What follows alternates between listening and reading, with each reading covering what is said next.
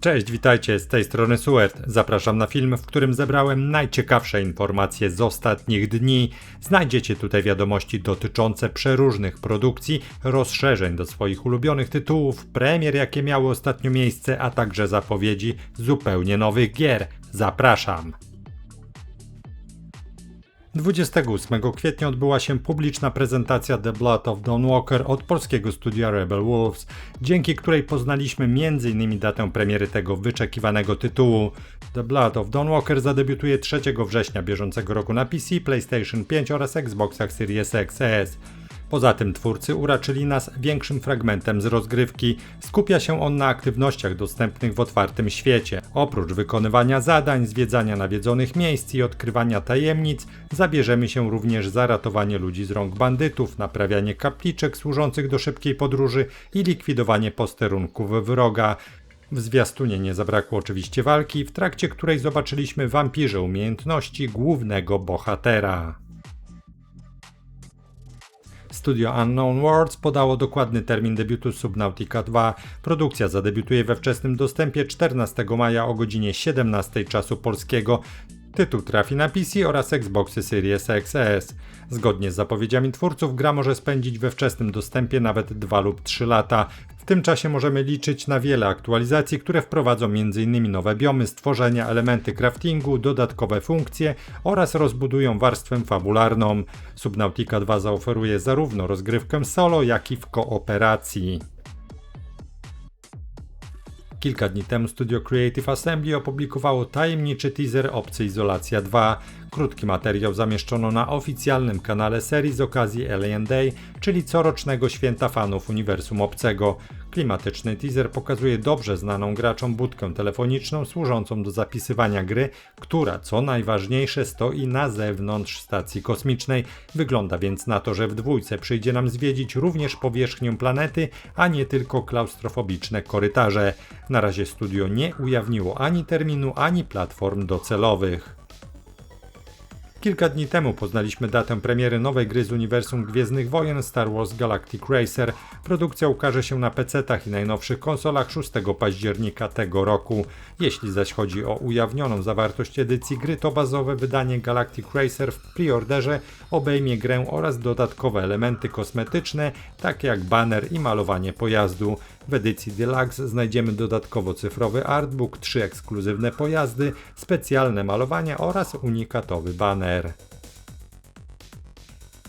28 kwietnia zadebiutowała produkcja zatytułowana Aphelion. To trzecioosobowa przygodowa gra akcji od studia Don't Not, znanego z takich pozycji jak Life is Strange czy Vampire.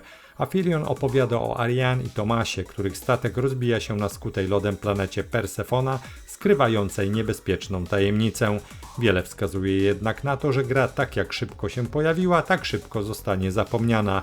A w dniu premiery rekord aktywności na Steamie wyniósł nieco ponad 200 osób bawiących się jednocześnie.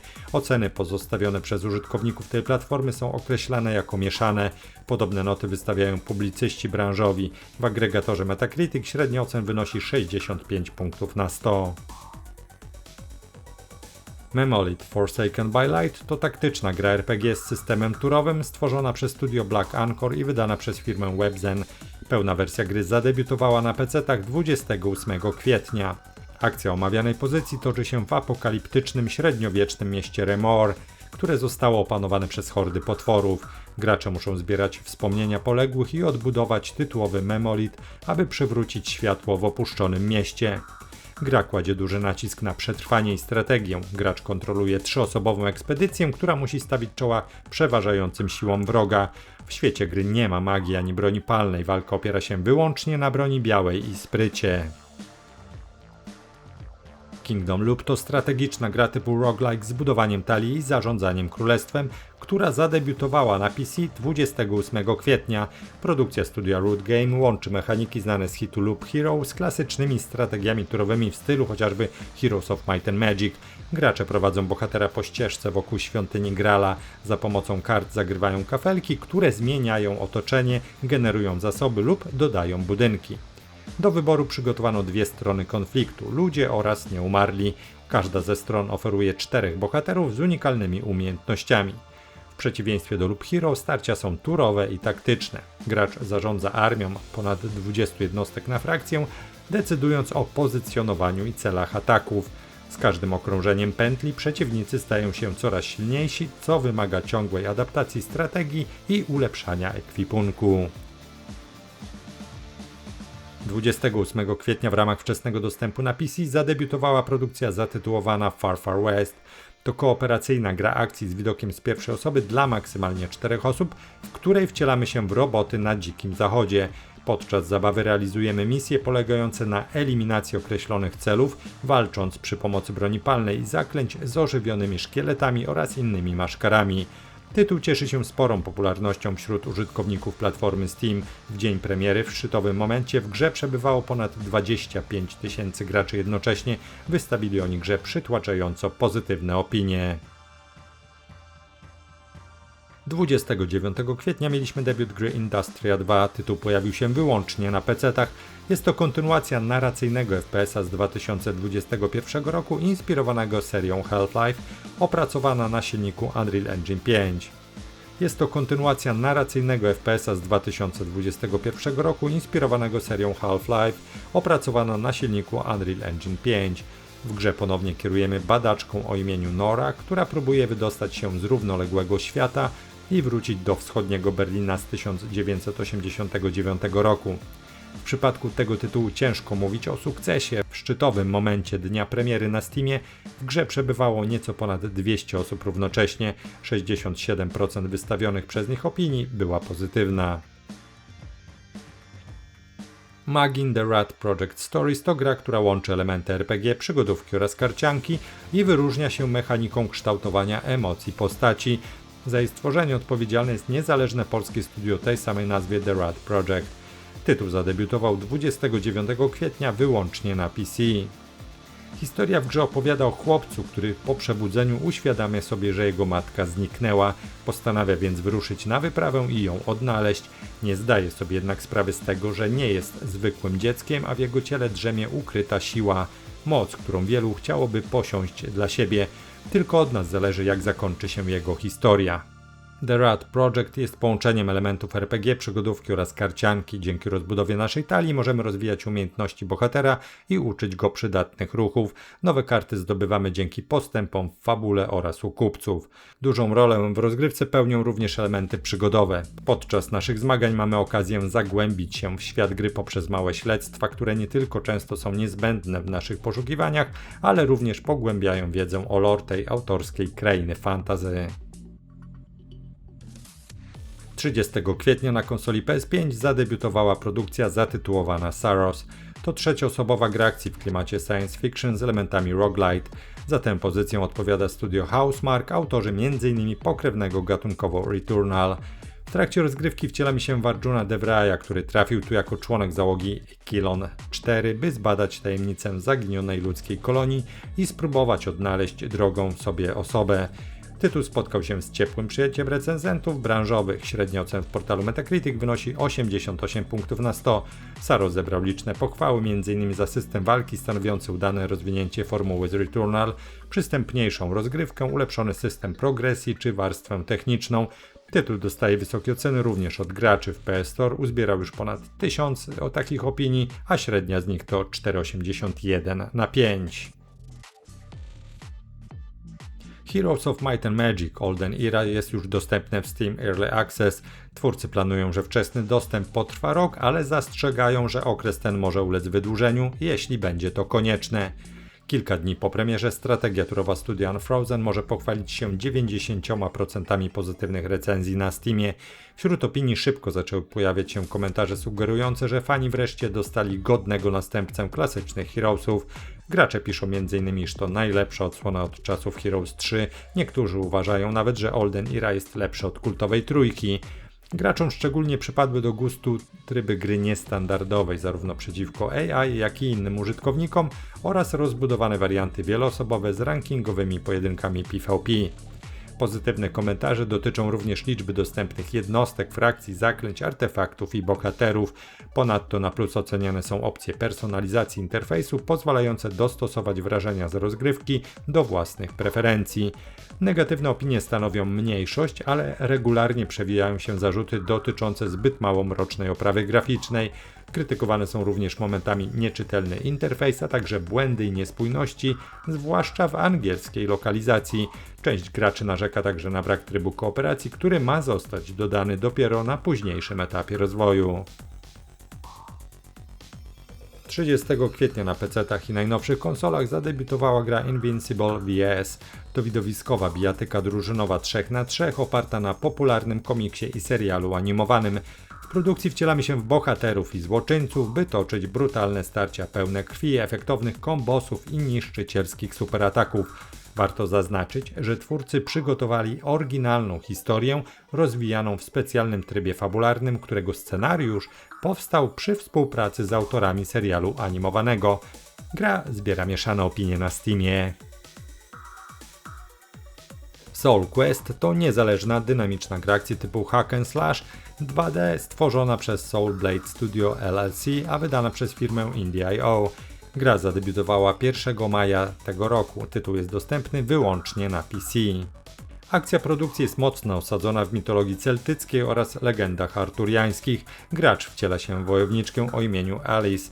Po tym jak bogowie odebrali życie jej mężowi, kobieta sprzeciwia się przeznaczeniu. Wyrusza w niebezpieczną podróż, aby rzucić wyzwanie Morrigan, bogini śmierci, i odzyskać duszę ukochanego. Gra oferuje widowiskową i wymagającą zręczności walkę, w trakcie której łączymy ataki bronią białą ze zdolnościami magicznymi. Podczas eksploracji wielopoziomowych lokacji z sekretami i elementami platformowymi na drodze bohaterki stają bowiem całe hordy sługusów, silniejsi elitarni przeciwnicy wymagający głębszej taktyki oraz potężni, wieloetapowi bossowie. 28 kwietnia zadebiutował dodatek Lord of Hatred do gry Diablo 4. Rozszerzenie trafiło równocześnie na PC poprzez Steam i Battle.net oraz konsole poprzedniej i obecnej generacji. Standardowa wersja kosztuje 174 zł na wszystkich platformach sprzętowych. Jest to dodatek niesamodzielny, więc do zabawy będziecie potrzebowali pełnej wersji Diablo 4. Tutaj warto nadmienić, że podstawka dostępna jest w ramach abonamentu Game Pass na PC i konsolach Xbox, ale samo rozszerzenie nie wchodzi w skład tego pakietu. Na Steamie Lord of Hatred zbiera w większości pozytywne opinie. No Man Left Behind to już drugi dodatek do czwartej głównej odsłony kultowego cyklu strategii taktycznych Commandos Origins. W najnowszym DLC trafiamy do Francji okupowanej przez Niemcy, gdzie na przestrzeni 4 misji ratujemy pojmanego Oharę oraz neutralizujemy prototyp niemieckiej superbroni. Dodatek, tak jak i podstawowa wersja gry, nie cieszy się wielkim zainteresowaniem. Dzień po premierze znalazłem na Steamie tylko kilka recenzji od graczy, zdecydowana większość z nich jest pozytywna. 28 kwietnia zadebiutowało kolejne DLC do Victoria 3. Dodatek zatytułowany The Great Wave pozwala projektować własne okręty i czerpać zyski z ich sprzedaży, a nowa zawartość narracyjna koncentruje się na Japonii z późnego okresu Edo. Dopełnieniem tego wszystkiego są nowe postacie historyczne, a także niedostępne wcześniej elementy ubioru postaci, unikalny dla Japonii styl architektoniczny, skórka interfejsu oraz mapa. Karma Exorcist to nadchodząca gra przygodowa typu Metroidvania w widoku 2D, silnie inspirowana chińską mitologią i folklorem. Gra wyróżnia się piękną, ręcznie rysowaną oprawą graficzną oraz wymagającą walką z brutalnymi bossami. Akcja tego tytułu toczy się w zrujnowanych zaświatach, gdzie zła karma zakłóciła równowagę trzech światów. Gracz wciela się w egzorcystę, który musi oczyścić to miejsce z demonicznych sił. Tytuł łączy nieliniową eksplorację typową dla gatunku Metroidvania z dynamicznym systemem walki. Gracz zbiera magiczne przedmioty i walczy z potworami w surrealistycznych, mrocznych lokacjach. Gra została zapowiedziana na PC, gdzie będzie dystrybuowana poprzez Steam, ale materiały promocyjne wskazują również na wersję na konsole Nintendo Switch, PlayStation oraz Xbox. Red Light On to nadchodząca fotorealistyczna strzelanka taktyczna z widokiem z perspektywy pierwszej osoby, za którą odpowiada niezależne studio V-Games. Produkcja wzbudza zainteresowanie głównie ze względu na swoją oprawę wizualną, która nawiązuje do stylistyki znanej z gry Bodycam. Gra kładzie nacisk na autentyczne odwzorowanie działań policyjnych. Zamiast szybkiej akcji gracze będą musieli skupić się na planowaniu, śledztwach i świadomym podejmowaniu decyzji. Twórcy celują w fotorealizm, wykorzystując estetykę kamery nasobnej, co nadaje rozgrywce surowy i dokumentalny charakter. Zgodnie z zapowiedziami na Steam będzie to doświadczenie przeznaczone dla pojedynczego gracza, skoncentrowane na fabule. Obecnie potwierdzono jedynie wersję na PC. Oficjalna data premiery nie została jednak jeszcze ogłoszona. Black Plague Survival to osadzona w 1347 roku średniowieczna gra akcji RPG z otwartym światem i elementami survivalu, tworzona przez studio Doomers Entertainment. Historia toczy się w Europie spustoszonej przez czarną śmierć, która w tej wersji gry nie tylko zabija, ale zamienia zmarłych w krwiożercze zombie. Gracz wciela się w uchodźcę, który dzięki znajomości tajemniczych diabelskich grzybów musi przetrwać i wywalczyć sobie drogę do zostania rycerzem oraz liderem klanu. Gra wspiera tryb kooperacji dla maksymalnie 4 osób, pozwalając na wspólne zakładanie klanów pod jednym sztandarem. Gracze mogą tworzyć własne osady i bazy, które stają się nowymi centrami porządku w upadłym świecie. Dark Swarm to mroczna, taktyczna strzelanka kooperacyjna z widokiem z góry. Gra jest tworzona przez studio Bitfire Games i wydawana przez firmę Ghost Ship Publishing, czyli z tych samych ludzi, którzy dali światu hit Deep Rock Galactic. W grze wcielamy się w syntetycznie modyfikowanych, elitarnych najemników. Gracze są wysłani w najgłębsze i najmroczniejsze zakątki kosmosu, aby zabezpieczyć placówki i niszczyć gniazda tytułowego Dark Swarm. Jest to bowiem niezwykle agresywna, szybka i inteligentna plaga obcych. Co ciekawe, potwory potrafią mutować, aby dostosować się do taktyki graczy. Gra stawia na brutalną walkę, klimat rodem z filmu Obcy oraz silną współpracę między graczami. Do wyboru dostajemy 4 wyspecjalizowane klasy. Szturmowiec przebija się przez linię wroga. Inżynier rozstawia technologię i dba o mobilność ekipy. Wsparcie stabilizuje sytuację i uzupełnia amunicję. Zwiadowca eliminuje zagrożenia z ukrycia. Oprócz czystego strzelania do hord wrogów, w grze występują elementy skradania oraz hakowania systemów obronnych. Gra nie posiada jeszcze jednak ostatecznej daty premiery pełnej wersji. Jej debiut we wczesnym dostępie jest planowany na ten rok. I to tyle na dziś. Pozostaje jeszcze zaprosić na kanał, na którym znajdziecie mnóstwo informacji ze świata gier. Zachęcam do subskrypcji, dzięki czemu zawsze będziecie na bieżąco. Jest też możliwość finansowego wsparcia kanału. A teraz żegnam się z Wami gorąco. Do zobaczenia, do usłyszenia. Cześć!